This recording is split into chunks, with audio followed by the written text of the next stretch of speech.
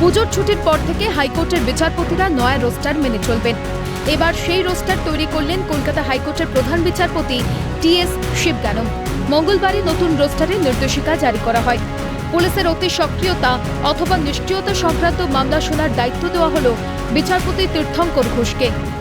এই সংক্রান্ত মামলাগুলি শোনার দায়িত্ব ছিলেন বিচারপতি রাজর্ষি ভরদ্বাজ।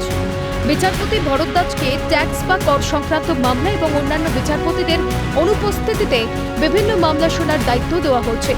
বিচারপতি অমৃতা সিনহার হাতে থাকা প্রাথমিক শিক্ষা সংক্রান্ত মামলা শোনার দায়িত্ব দেওয়া হচ্ছে বিচারপতি বিশ্বজিৎ বসুকে।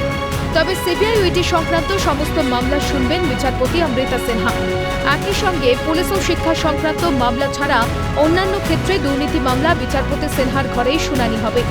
আগাম জামিন সংক্রান্ত মামলা শোনার দায়িত্ব দেওয়া হচ্ছে বিচারপতি জয়মাল্য বাগচি, বিচারপতি গৌরাঙ্গ কান্তের ডিভিশন বেঞ্চকে।